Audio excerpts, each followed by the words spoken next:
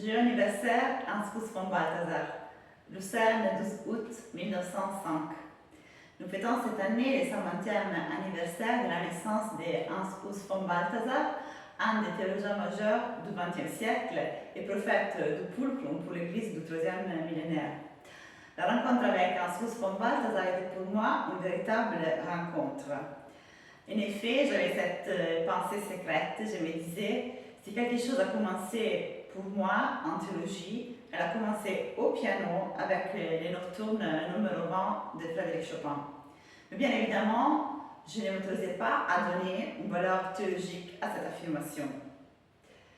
Dans les premiers tomes de la gloire, une esthétique théologique, dans l'introduction à la page 16, nous pouvons lire l'affirmation suivante. Beauté, voilà donc quel sera notre premier mot. Beauté, dernière aventure où l'esprit rationnel puisse se risquer. Donc, le pulcrum, le quatrième transcendantal selon soit Bonaventure, soit Saint Thomas, est à la première place pour Hans von Balthasar, qui commence sa réflexion sur la gloire à partir de l'esthétique. Et donc, ça a résonné avec ma chaîne YouTube Pulcrum, la petite voix du piano. Moi aussi, j'avais choisi de parcourir cette via pulcritudinis.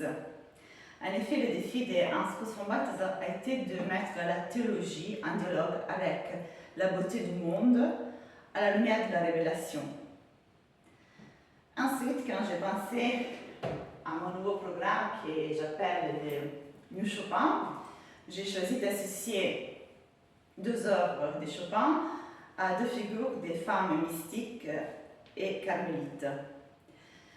Pour l'étude numéro 1 arthurienne, j'ai choisi Sainte Élisabeth de la Trinité, et pour la Minute Bose, j'ai choisi Sainte Thérèse de Lisieux.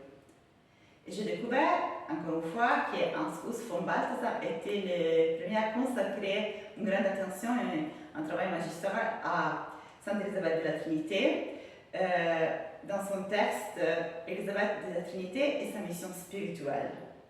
Donc, encore une fois, une expérience de communion spirituelle et intellectuelle entre le ciel et la terre. Donc, je vais vous introduire à ces deux œuvres, juste l'incipit, pour vous expliquer les choix de ces deux femmes dans mon parcours Donne che avete intelletto d'amore.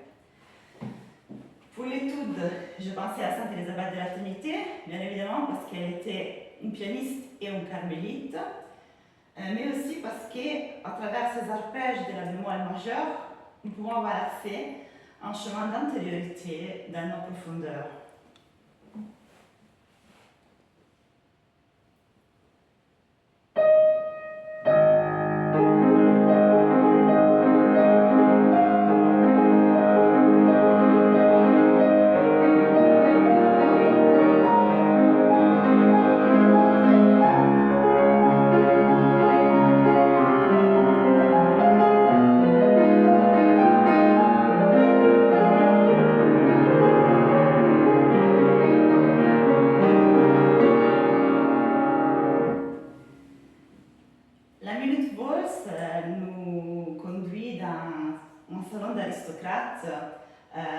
Chez Madame Potoczka, la comtesse Delphine, qui avait une petite chaîne. Donc il s'agit de suivre la course de cette petite chaîne dans ce salon d'aristocrate, dans un climat de fête, de joie, dans une certaine légèreté. Et donc j'ai pensé d'associer à la petite Thérèse, parce que nous retrouvons quelque chose de l'esprit d'enfance, de l'enfance spirituelle à l'œuvre.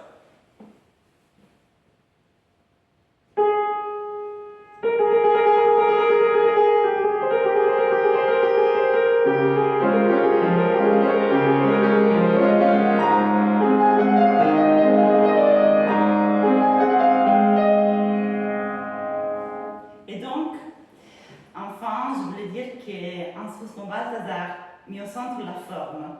Et mon projet, c'est de penser une nouvelle forme, la forme du concert théologique, en associant les œuvres magistrales de la musique classique à des figures de femmes mystiques.